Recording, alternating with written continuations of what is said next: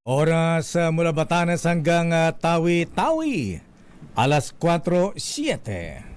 Alamin kung ano ang mga ginagawa, mga nagawang proyekto, programa para sa pag-unlad, balita at public service mula sa mga lungsod hanggang sa mga baryo.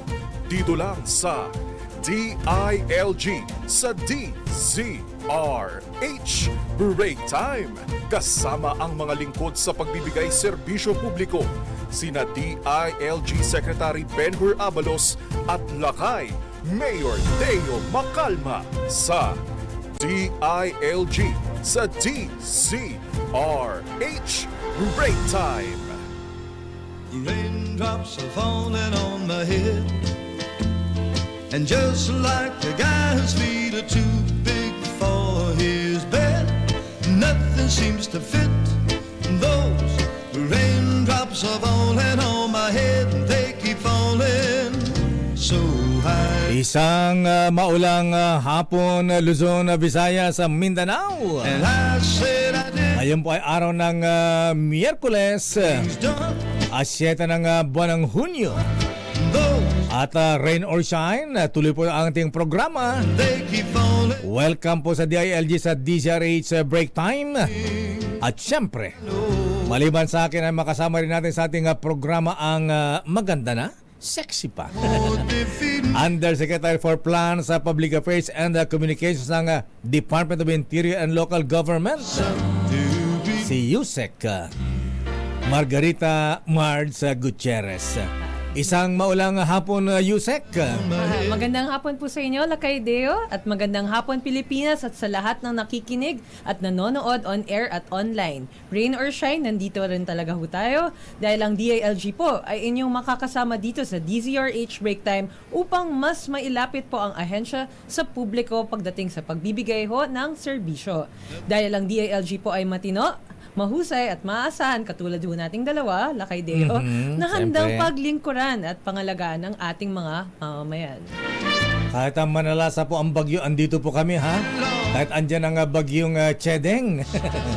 At siyempre bilang bahagi ng mas malawak na paghatid ng balita at serbisyo, ang DZRH po ay live ninyong mapapanood. Siyempre sa DZRH News Facebook page, DZRH News Television sa YouTube, at sa aming website DZRHnews.com at sa cable channels nationwide. At para naman po sa inyong mga katanungan, mga nais idulog sa ahensya or suggestions, tayo rin po ay naka-live at pwede nyo kaming mapanood sa DILG Philippines official Facebook page. Namimiss ko na si Secretary Benhur Abalos sa USEC. Oo nga, sir, Ayan, namimiss na mukhang- rin daw kayo. Mukhang busy ang Secretary Benhur. Yes, sir. Nasa event po siya ngayon, dapat po susunod siya, kaso na-delay po yung event. So, yun. He got stuck there, kaya sir, Ayan, ako muna po raw for the meantime po. Akala ko lilipat na sa Malacanang ha? Ba't na nababalitang baka daw maging executive secretary? Talaga ba, sir? At tumungo tayo mahabing sa ating latest happenings at action dito sa DILG USEC. Tama ka, Lakay DEO. Sa DILG Balita at Aksyon, ating tatalakayin ang latest news and happenings sa aming ahensya. At narito ang ating DILG Balita at Aksyon headlines.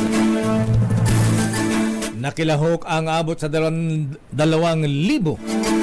at 500 empleyado ng DILG at atas agencies sa opening ceremony ng Bida Sports Fest sa PNP Headquarters sa Campo Crame noong araw ng Biyernes. At nagtagisan sa Bida Sports Fest ang mga empleyado ng DILG sa iba't ibang sports tulad ng basketball, volleyball, badminton, table tennis, gayon din sa Zumba Festival, photography contest, poster making contest at banner making contest. Kasama ka ba rito, USEC, sa Zumba Festival? Magugulat na lang kayo, sir. Nandiyan Ganun na ba? ako. Samantala, 12 bida launching activities din At 15 bida rollouts at 8 bida serbisyo caravans. At 15 bida fun run activities naman ang ginanap sa iba't ibang rehiyon sa bansa mula ng formal na mailunsad ang bida programa noong November 2022. Dami-dami na rin, no? Laki din. Nabay panay ang bida ng DILG USEC. At target naman ho ng DILG na bigyang parangal ang mga regional offices sa bansa sa ilalim ng Gender and Development or GAD Seal Certification Program dahil sa kanilang outstanding institutional gender mainstreaming initiatives. Ang Gender and Development GAD Seal Certification Program ay may 3 component. G, ang assessment criteria at documentary requirement. Pangalawa, ang scoring system. At panghuli, ang certification procedure. Layunin ho ng DILG sa pamamagitan ng GAD Seal Certification Program na ipagpatuloy ang pagsusulong ng gender and development katuwang ang regional offices at LGU sa bansa. Samantala, ipinagutos ni PNP Chief General Benjamin Acorda Jr. ang inspection sa mga police detention facilities upang tiyakin ang seguridad ng mga naarestong individual. Ito'y matapos na maaresto ng PNP Integrity Monitoring and Enforcement Group, ang isang police station commander at 6 na pulis na sa manoy unlawful arrest at arbitrary detention sa 13 individual o sibilyan sa Angeles City, Pampanga. Kaya nagpaalala si PNP Chief Acorda sa mga commanders ng pulisya, maging provincial directors at mga city directors na bantayan ang kanilang mga kapulisan upang hindi na maulit ang insidente. Panawagan pa ng hepe ng pambansang pulisya sa mga mamamayan, sa publiko, huwag kayong matakot. Na-report kung sakaling may makitang hindi maayos at maling ginagawa ng ating mga pulis. At sa ibang balita naman po, pinangunahan ng DILG Central Luzon ang opening ceremony ng 55th Batch Apprenticeship Program ng mga Local Government Operations Officers or LGOO at sa New Clark City, Capas, Tarlac nitong linggo. Aabot sa 153 na mga LGOO apprentice ang inaasahang sasabak sa 37-day in-house training ng naturang programa. Layunin ng nasabing programa na hasain ang skills ng DILG Government Operations Officers at upang paghandaan ang kanilang responsibilidad sa pag-promote ng excellent and transparent local governance. Samantala, inaalam pa rin ng Bureau of Fire Protection ang posibilidad na dapat managot sa nangyaring sunog sa Manila Central Post Office. Ito'y kahit na lumabas pa sa investigasyon na walang foul play sa pagkakatupok ng nasabing gusali. Ayon kay Superintendent Biyernes Zambrano, Chief ng Fire Arson Investigation ng Bureau of Fire, hindi pa rin inaalis ang anggulo na nagkaroon ng kapabayaan o grave negligence kaya nangyari ang malaking sunog. Batay sa conclusion ng Bureau of Fire, sumabog na baterya ng sasakyan ang sanhi ng pagkasunog ng Manila Central Post Office nitong nakalipas na buwan.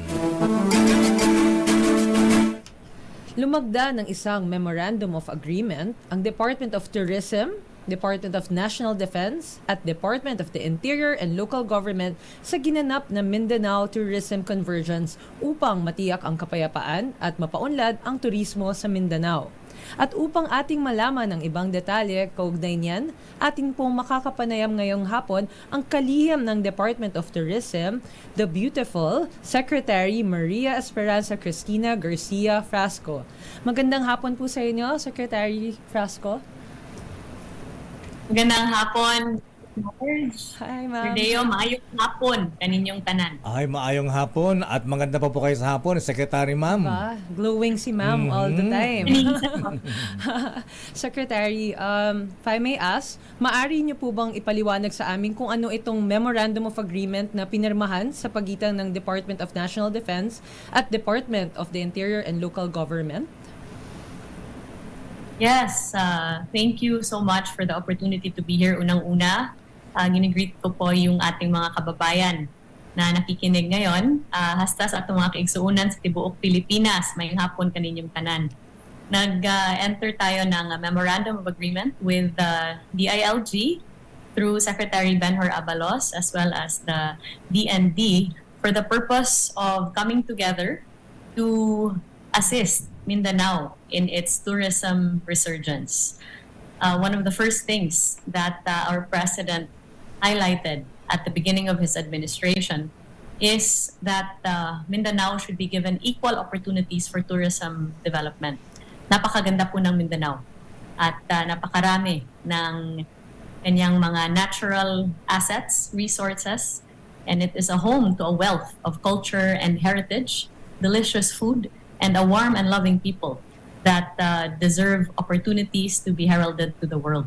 And through this Memorandum of Agreement, we are making peace and security the bedrock of tourism for Mindanao. And by way of our agreement, yung Department of National Defense shall continue to sustain the peace and security efforts that they have successfully accomplished in the regions of Mindanao and provide vital information as far as the insurgency-free areas that are ripe for development.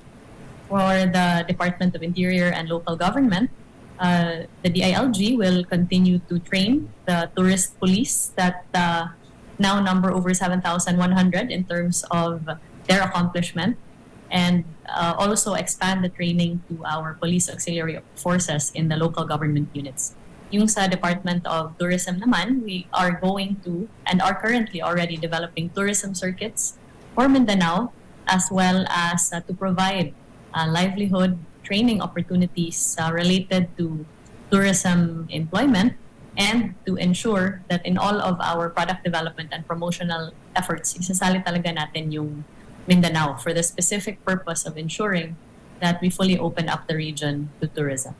Alam po niyo, Secretary Frasco, ma'am, ang sabi ng mga taga Mindanao, ayan, ito ang aking classmate, si dating Governor Ben Loong ng Sulu. Sabi niya maganda raw po ang mga beach nila dun sa Sulu, ayan, maging Tawi-Tawi. Ano po ba yung mga lugar dyan sa Mindanao, ma'am, na maaari natin ihanay sa Bohol, Panglao, Boracay, at iba pa? Ano pa yung ibang turismo na dapat tourist places na dapat punta sa Mindanao, Secretary Frasco, ma'am?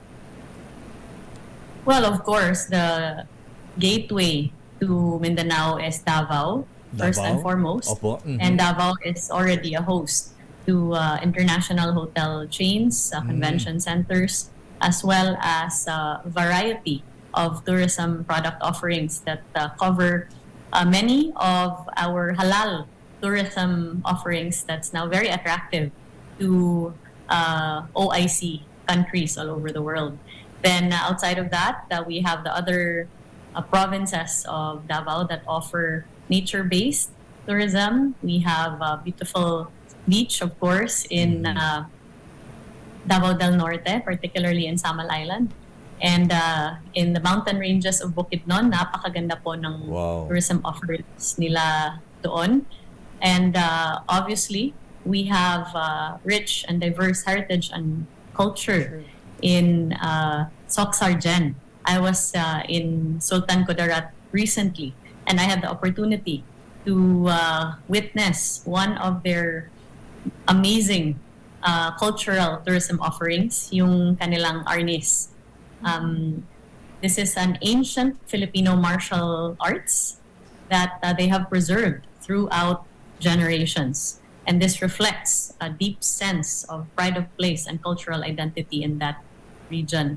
Kakarating ko lang din po from Zamboanga City, which is of course home to the famous Pink Beach. Ongoing na yung ating mga boat tours doon. And I had the opportunity to meet the Santa Cruz Island group that runs the tourism attractions there. Of course, we have a variety of tribes and communities that continue to the tradition of weaving that is so reflective of our Filipino culture. Sikat na sikat din po yung Lake Cebu and is ready for visits if you'd like to engage with our indigenous peoples. And syempre naman po, marami din tayong mga attractions in other regions in Mindanao, including opportunities for diving, as well as heritage, pilgrimage, wellness, and even certain components of medical tourism. So there's really a wealth of opportunities for development for Mindanao, considering how rich they are in terms of natural resources, how well preserved their history and culture has been, how well they have passed on from one generation to another their living cultural traditions, and napakasarap din po ng food ng Mindanao. And it is a type of preparation of food, especially by our Muslim brothers and sisters that have yet to be fully known to the world. So, Madam Secretary, gaano po ba kahalaga na mabuksan muli ang turismo at pagkakaroon ng what we call responsible tourism po sa Mindanao? It is critical and important for us to give Mindanao the opportunities for tourism development that it has always deserved. Unfortunately, dahil po sa mga pangyayari in the past, there has been a negative perception of Mindanao, especially in terms of peace and order. And this is compounded by the travel advisories that were issued by various nations around the world. And so the effort now is to ensure that we convey the truth about Mindanao and that it is peaceful, it is thriving, and it is a viable tourism destination. And we are doing that, one, through partnerships with government agencies, including the DILG and the DND, to sustain peace and order and peace and security efforts, through our programs such as the Philippine Experience, which we are launching in Davao, which presents to local and international tourists alike an opportunity to partake of our tourist offerings, hindi lang yung ating mga nature-based destinations, tsaka yung heritage sites natin, which we will include, but also ipapakita natin sa ating mga turista yung ating traditions, yung ating festivals, yung ating food, the work of our local artisans and makers. And we're excited to launch the Philippine Experience by the end of June of this year. And we are also bringing that to other regions in Mindanao. Of course, we have also already launched the Bisita Be My Guest program, a guest incentive program that invites our fellow Filipinos and overseas Filipino workers to become tourism ambassadors for the Philippines. And we've included Mindanao as well as one of the key destinations for this program. And the good news is that under the Marcos administration, the Philippines has recently been awarded as the emerging Muslim-friendly destination of the year in the Halal in Travel Awards in Singapore. And from our ranking of number 8, we are now at number 7 in the Global Muslim Tourism Index because of the efforts of the Marcos administration to coordinate with all of our stakeholders to ensure that we convey to the world that our halal tourism offerings are ready and that we are a Muslim-friendly destination. Alam po yung Secretary Frasco, ma'am, ayan talagang malaki po ang role ng DND at DILG dahil sa peace and order situation para hindi matakot ang mga turista natin. Pero sa hanay po ng Department of Tourism, Secretary Frasco, ma'am, ano po ang ginaganyo pang hakbang para mapalakas po ang turismo sa Mindanao at sa iba pang bahagi ng bansa? Unang-una po, masaya po tayo dahil nakikita na po natin yung tourism resurgence ng Pilipinas under the Marcos administration. Last year, the Department of Tourism had set a target of 1.7 million international arrivals. We have managed to exceed that by nearly 1 million kasi may dumating na 2.65 million foreigners into the Philippines Wow, in dami. 2022. Mhm. Ngayon, while we are still in the middle of 2023, we have already exceeded, nalampasan na po natin yung entire year's target for 2022 kasi umabot na tayo sa 2.3 million international arrivals. And we foresee na yung domestic tourism po natin, yung mga kababayan natin that are supporting our local tourism destinations will ensure the 100% recovery of domestic tourism this year. Specific to Mindanao, we are also ensuring that we are promoting Mindanao as a viable tourism destination. Kaya naman po, in the beginning of this year, we successfully completed the very first Mindanao Tourism Expo, kung saan inimbitahan po natin yung lahat ng ating mga regions sa buong Pilipinas, regional offices, to go to Mindanao together with our private tourism and travel stakeholders, wherein we highlighted and presented the 6 regions of Mindanao, yung mga tourism products nila, yung mga unique attractions ng kanilang mga destinations. At pagkatapos po ng exhibit, lumabas sila, nag-familiarization tour yung ating mga stakeholders from all over the Philippines across the regions in Mindanao. Bringing attention to Mindanao is giving opportunities for tourism development and tourism opportunities. Kasi yung ginagawa natin, yung ating mga kababayan in North Luzon, sinadala natin doon sa Mindanao, kababayan natin sa Central Philippines, sinadala natin doon para naman malaman nila na may ganitong mga types of offerings in this region. Secondly, connectivity is essential and important.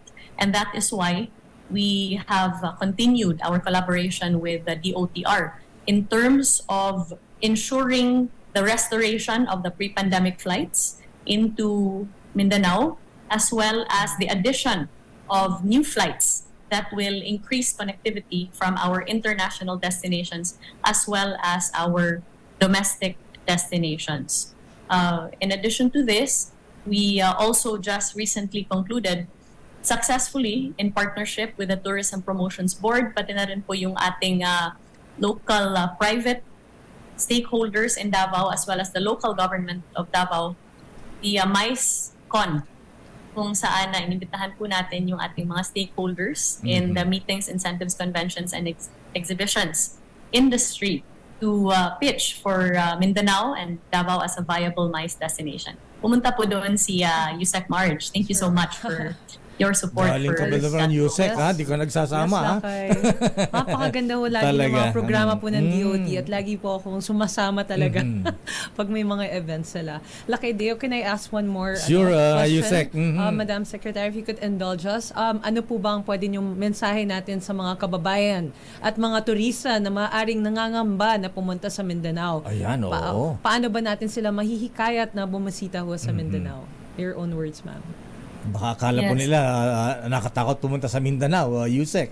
Secretary, ma'am. Unang-una po, nagpapasalamat ako kay Secretary Benhur Abalos of the DILG as well as the Department of National Defense, which is now led by Secretary Gibo Chodoro, for their partnership with the Department of Tourism. Kasi po, yung pagbibigay ng confidence ng gobyerno doon sa Mindanao, ang laking bagay po nito. Lend confidence to the region, to the viability of the region as a tourism destination. And we feel that this government-led effort would also try to penetrate the hearts and minds of the countries that have issued travel advisories against Mindanao, for these travel advisories to be adjusted and lifted to reflect the current and present facts about the safety of the destination. Sa atin po mga kababayan, nagpapasalamat po ako sa inyong suporta sa turismo ng Pilipinas. Napakaganda po ng Mindanao, napakadami ng mga tourism offerings nila. Ug sa ako mga kaigsuunan sa tibuok Kabisayaan, adto sa Mindanao kay nindot yung kaayo ang ilang mga destination dito, daghay nindot nga mga beaches, daghay nindot nga mga nature-based destinations, lami kayo ang pagkaon ug daghan sayod tayo ma-stayhan sa lain-lain nga mga regions nato didto. Remember, every time that you travel locally, every time you book a flight, a boat trip, every time you book a hotel, every time you buy a pasalubong, you are helping a Filipino tourism frontline worker, you're helping a Filipino family, you are helping in nation building. So I truly hope for the support of our fellow Filipinos so that domestic tourism can continue to thrive and that Mindanao can fully reopen to tourism under the Marcos administration. Maraming salamat Palangga, Day. Maraming salamat Secretary Ma'am at congrats at good luck sa inyong ginagawa pa aksyon o hakbang para lalong mapaganda, mapasigla ang ating turismo sa Pilipinas. Thank you, Madam. Secretary, thank you and good afternoon. Good afternoon, ma'am. Daghang salamat. Thank you kayo. Ayan, daghang salamat Secretary Maria Esperanza Cristina Garcia Frasco Palangga. Si Secretary po talaga ang magyaya. Mapapa-oo talaga. Talaga, oo. Abay, pagkas ang mag-aya, di mo talaga matatanggihan USEC, ha? Bukod sa maganda na, matalino, at sobrang sipag ho niya. Ang dami niyo talaga yung programs na naka-line up po sa DOT. Saan ba pinunta niyo sa Mindanao? Sa Lake Cebu po. Wow, sa Lake Cotabato. Cebu. And also rin po dun sa MAISCON po. Davao kasi was the host po. I think earlier this year. Maganda rin dyan yung yung Eden Park ba yun? Sa bundok? Ang ganda rin dyan. Anyway, mahabigan si Department of Tourism Secretary Frasco. At sa ating pagbabalik, mahabigan, pag-usapan naman natin ang random drug testing sa DILG at ang mga attached sa agencies. Yan po ay sa ating pagbabalik. Oras ganap na alas 4:33. The Buhay Ingatan, Drogay Ayawan program of the Department of Interior and Local Government puts prime on achieving peace and safety in all environments, including workplaces. That is why the DILG, in partnership with the Department of Labor and Employment, has created the Bida Drug-Free Workplace Seal. The Bida Drug-Free Workplace Seal is a program aimed at promoting a drug-free workplace in private companies through recognition of their successful implementation of drug-free policies and practices. It promotes a drug-free work environment through 4 strategies: system of certification and technical assistance, encouragement of proactive company participation and promotion of employee health and safety, increasing public awareness, and providing companies recognition. The Bida Drug-Free Workplace Seal will be awarded to companies and private businesses that will satisfy the indicators. Through these initiatives, we hope that every workplace will be drug-free and safe. A drug-free workplace for a drug-free Philippines. Dahil dito, bida ka.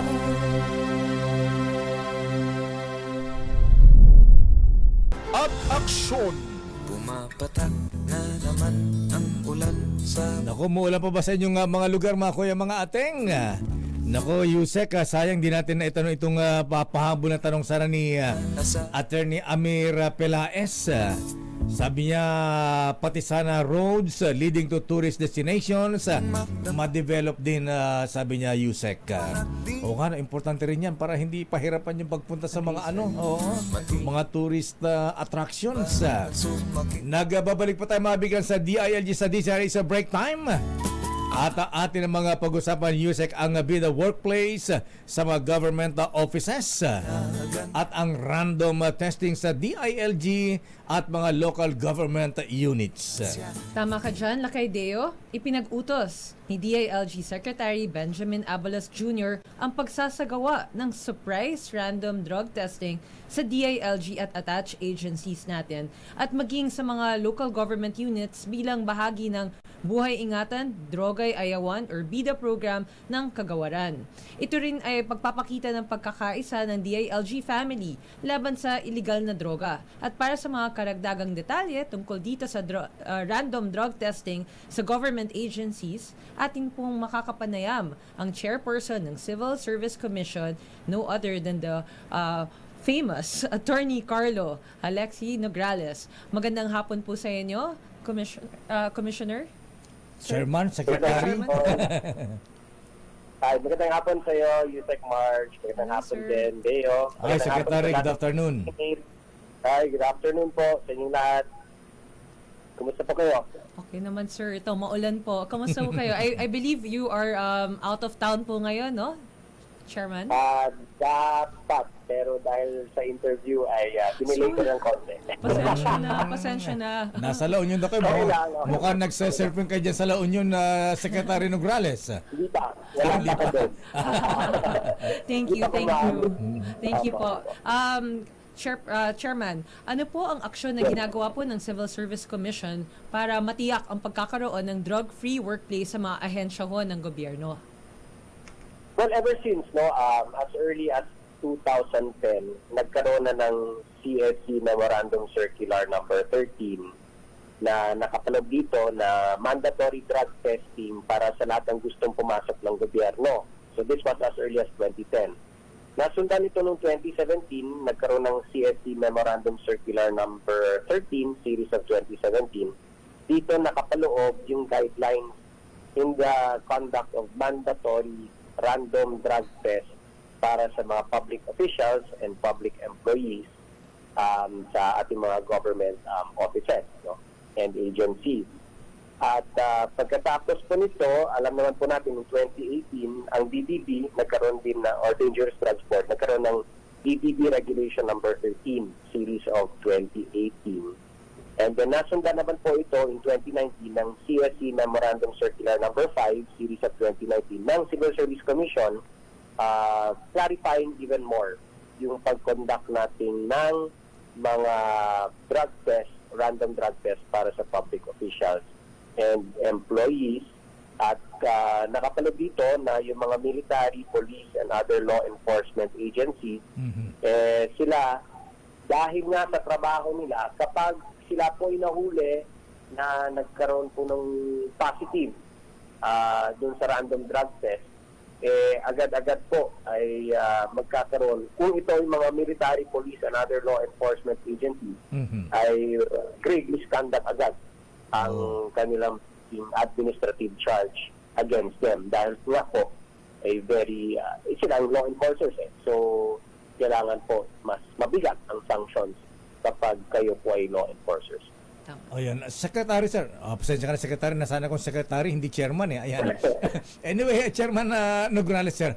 Paano yung pagka nagpositibo nga pala yung mga military, police o kaya government officials, employees, sila ba ay tinatanggal o kailan bang i-rehab sila? At meron bang assistance na ibibigay ang gobyerno para sa mga nagpapositive sa paggamit ng illegal drugs? Okay, yung latest ngayon, based sa mga issuances natin ng civil service, pati ng Dangerous Drug Board, kailangan iwalay natin, kapag kayo po ay military, police, and other law enforcement agents, officers and members ng military, police, and other law enforcement agencies, kayo po ay magiging under ng Dangerous Drugs Board Regulation number 13, series of 2018. So, mas mabigat po yun.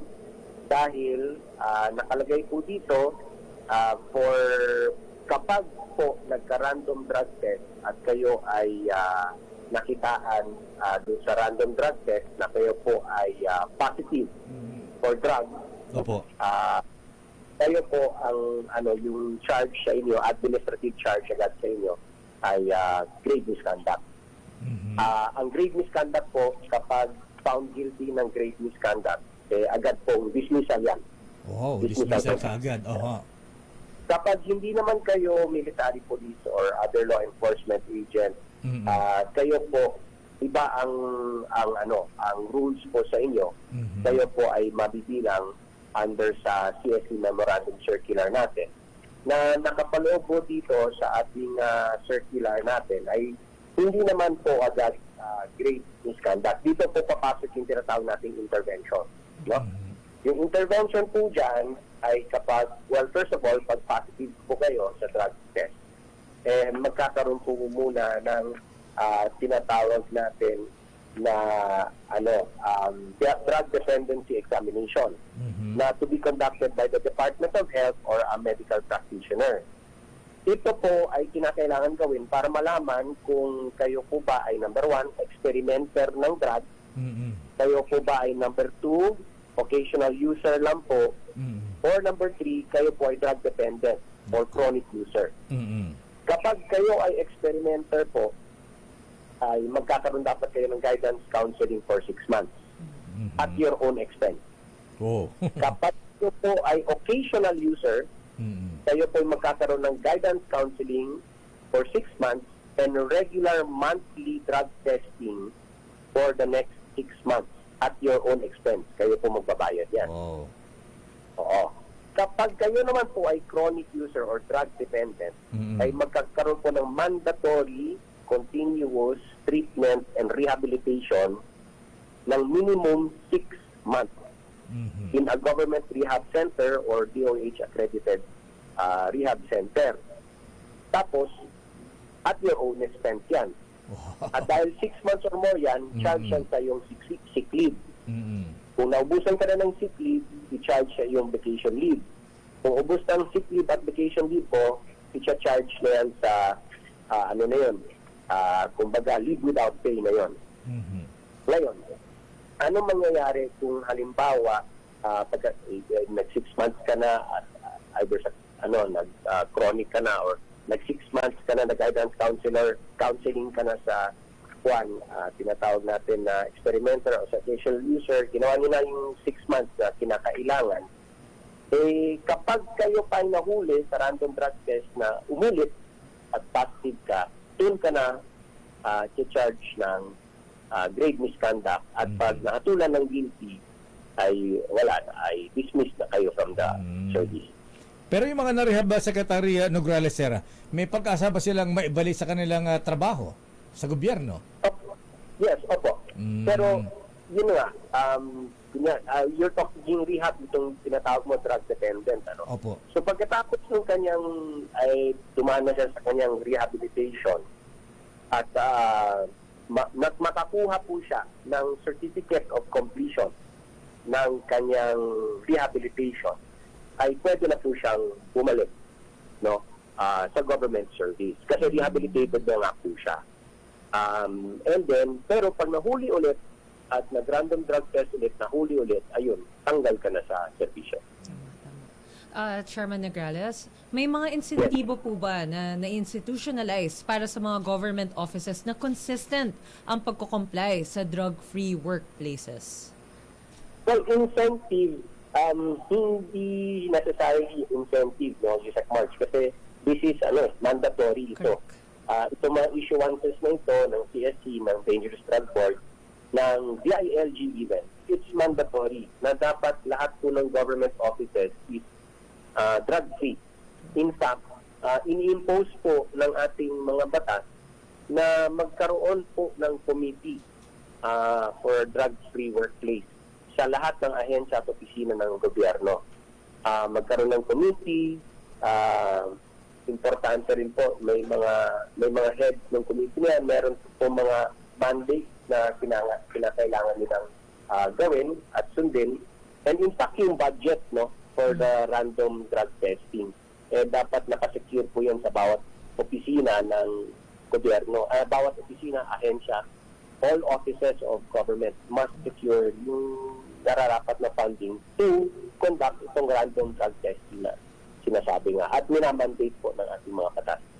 Naku, Secretary Nograles, ang ganda po pinag-uusapan natin, kaya lang kinapos po tayo sa oras sa Secretary Sir. Siguro next time po ay tawagan po namin kayo ulit at pag-usapan natin ng isyong ito. Thank you very much, Secretary Chairman. At maraming salamat at congratulations po sa DILG sa ginagawa nilang bida. Ay napaka-importante po nito para magkaroon po tayo ng drug-free workplace in the entire government and the entire administration ni Pangulong BBM. Maraming salamat, DEO, at March. Thank you very much, Secretary. Dating Secretary to the Cabinet at ngayon Chairman ng Civil Service Commission, Attorney Carlo Alexi Nograles. At At sa ating pagbabalik USEC March, makasama naman natin ang isang opisyal mula sa Department of Information and Communications Technology, DICT. Pag-usapan naman natin ang tungkol sa e-government e-gov super app. Andiyan na ba siya? Ayan. Andiyan na ba si ASEC Jeffrey? Yan po natin pag-usapan sa ating pagbabalik dito sa ating palatuntunang DILG sa DZRH Breaktime. Pinakahuling mga balita, kaganapan, DILG, balita at aksyon. Binigyang paglilinaw din ng EO 138 ang papel na ginagampanan ng national government at ng mga LGUs. Mas pagtutuunan ng pansin ng mga national government agencies ang paglalatag ng mga national policies, development strategies at mga service delivery standards. Habang ang mga LGUs ang magpapatupad ng mga devolved functions and basic services katulad ng serbisyong pangkalusugan, infrastruktura, edukasyon, social services at iba pa. Dito ay kinakailangan ng masusing koordinasyon at pagpaplano sa bawat level ng pamahalaan. Ito ay magiging posible sa pamamagitan ng tinatawag na Devolution Transition Plans o DTPs. Angat, lokal, tamang pondo, angat serbisyo.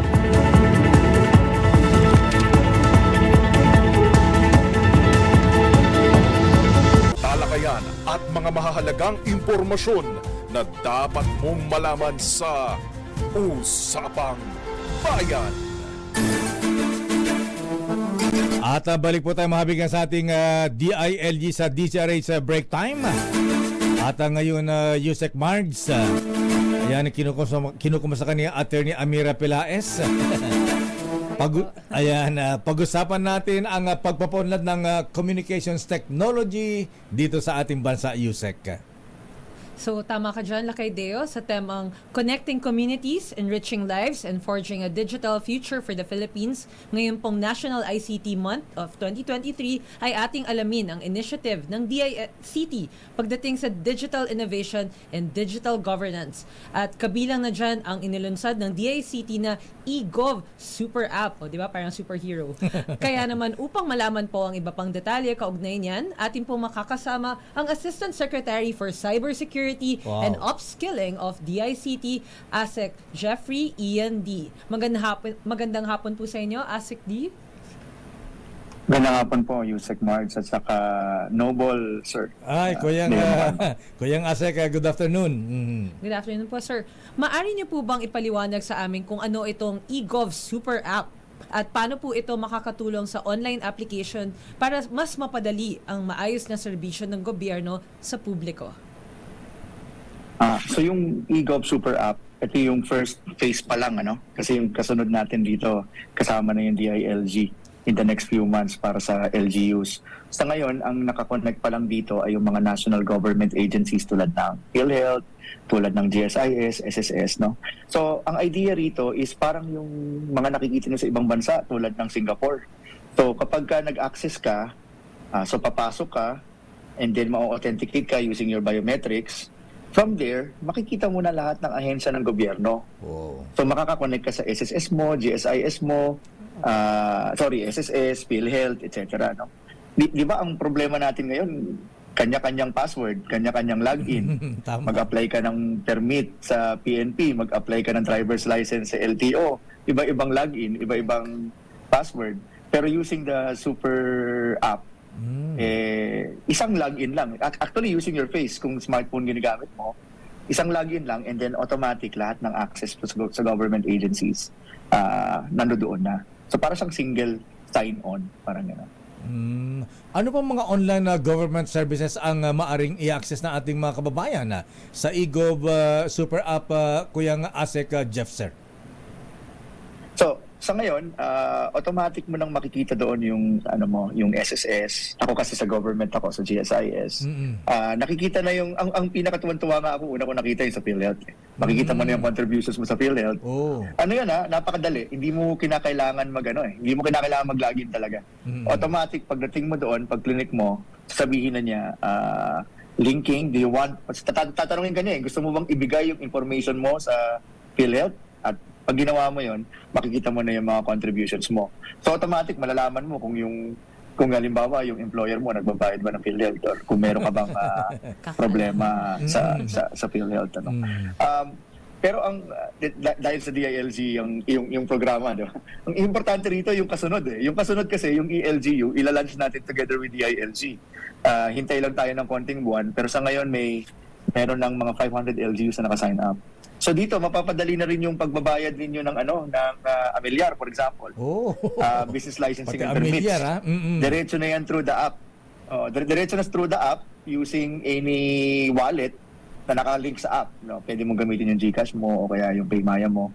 And then, of course, subject so kung gaano ka kayaman. Kung sobrang yaman mo naman at hindi kayang i-transfer online, kailangan mo pa rin mag-bank transfer. But the idea is, babawasan ang pila, if not, we will eliminate it. Kasi walang pila, sabi nga ni Presidente sa isang briefing, directive sa amin, kasama na si Secretary Abalos, dapat ang tao hindi pumipila.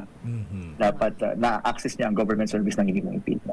Tama. So, ASEC D, saan po ba maaaring i-download ang eGov Super App at paano po ito magagamit ng ating mga kababayan? Kailangan po ba nila mag-register? At ano po ba yung mga requirements na dapat na i-submit nila? Yung sa Super App, walang requirements. Siyempre, isa-isahin ko So, dalawa kasi yung tanong.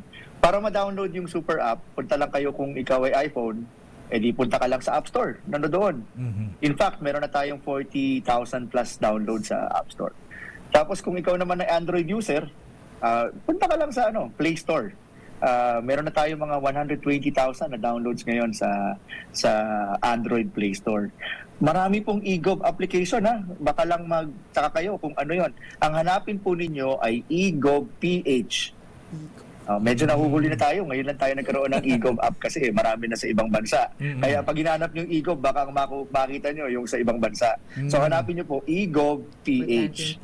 Pagka-download po ninyo yan, mayroon pong kaunting registration. Siyempre, tatanungin kayo ng email, tatanungin kayo ng yung mga personal na detalye ninyo tulad ng pangalan, birthday, etc. At ang pinaka-importante po, ayun. Ano, boss? kayo po ay pipicturan. Video, ganyan. May side. Kasi may may liveness check. So, up, down, may mga ganyan yan. At kapag satisfied ka na at maganda ang kuha mo, sabihin mo lang yes, yun na rin ang gagamiting picture kapag kayo po ay nag-a-avail ng government services. ASEC, Noble ko yung sir, ngayon pala ay ICT month, meron palang ganito. Ano ba mga activities ng DICT ngayong ICT month, USEC? ASEC? Naku, marami, no? So dito ngayon sa lobby, meron kaming mga rito, yung what do you call that? Mga seminar, stalls na pwede nyo ikutan. Meron kaming coding for kids ngayon, no? Maniwala kayo, tinuturuan namin ng robotics using Lego Spike as early as 7 to 9 years old. Nandun sila ngayon sa headquarters ng Manila Bulletin. Pwede nyo silang dalawin at wag kayong mag-alala, iikot din kami sa bawat mga probinsya. At yung aming mga regional offices ay gagawin din po ito. At syempre, meron din kami dahil ang portfolio ko ay cybersecurity. Meron din tayong cybersecurity awareness, paano umiwas sa phishing, sa scamming, yung mga ganyan. At saka mga tinatawag nating online harms. Ayan, oo. Kasi baka daw hold upin ka, itapat lang yung mukha mo yung yung cellphone, makuha na ang data sa sa cellphone. Mga ganun nga patakot. ASEC Jeff Kuyang, sir. So, sir, last question na lang po. Ano po ba ang mga initiatives na ginagawa po ng pamahalaan para po sa improvement ng digitalization and innovation of technology sa ating bansa? Bukod po dito sa super app.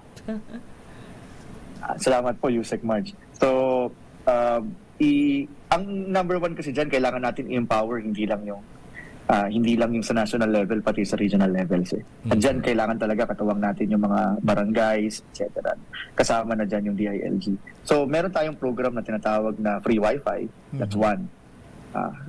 Nasa batas yan. Kailangan natin mag-provide ng free Wi-Fi. Ang target namin this year is 14,000 free Wi-Fi sites sa buong Pilipinas. Kasama na dyan yung sinasabi kanina ng Secretary Frasco na mga Wi-Fi sites for internet, for tourist spots. So, isa po yan. kasama na rin yung pag-roll out ng mga satellites sa mga napakalayo nating mga barangay. Yung tinatawag nating GIDA o geographically isolated and disadvantaged areas. Pangalawa po, syempre kinakailangan natin habang lumalawak ang koneksyon, kinakailangan din natin i-promote yung cybersecurity, ang ating cybersecurity postures. So, release na rin namin yung National Cybersecurity Plan 2028 and we hope that the President and including the cabinet cluster will endorse this by the end of June. Naku, Kuyang Asek Jeff, ayan maganda pag-usapan yung cybersecurity. Kaya lang, kinakapos tayo sa oras. Siguro sa ibang programa dito sa DZRH. Pag-usapan nga natin, Kuyang Nobs, yung cybersecurity. Napakaganda po yata yan. Hot topic yan. Ayan. Walang problema. Ayan. Maraming salamat sa Noble Sir at kay USEC Marge. Maraming salamat po. Asek Jeffrey, iyan di ko yung Noble Sir. Maraming salamat sa paliwanag. Salamat, sir. Thank you and good afternoon. Good afternoon, sir. Si Asek Jeffrey D, Assistant Secretary for Cybersecurity and Upskilling ng DICT. Marami interesado sa cybersecurity USEC, ha? Ako rin, interesado po akong malaman yan. At yan na po mga kaibigan. Ayan, medyo kinapos tayo ng oras, ano ha? Nag-overtime. Pasensya na. Nag-overtime ng 1 minute, ha? At maraming salamat po sa inyong pagtutok sa ating programa. Abangan muli ang ating episode sa susunod na Miyerkules, same time. At maraming salamat sa inyong pagtangkilik. Muli po, ako po si USEC Margarita Marge Gutierrez. Ako po si DEO MACALMA. At maraming salamat po. Magandang hapon. Inyong napakinggan ang DILG sa DZRH BREAKTIME. Kasama ang mga lingkod sa serbisyo publiko, sina DILG Secretary Benhur Abalos at Lakay, Mayor DEO MACALMA. Hanggang sa susunod na Miyerkules, tumutok, makinig, alamin ang mga ginagawa, mga nagawang proyekto, programa para sa pag-unlad, balita at public service mula sa mga lungsod hanggang sa kasulok-sulukan ng mga barangay. Dito lang sa DILG sa DZRH BREAKTIME.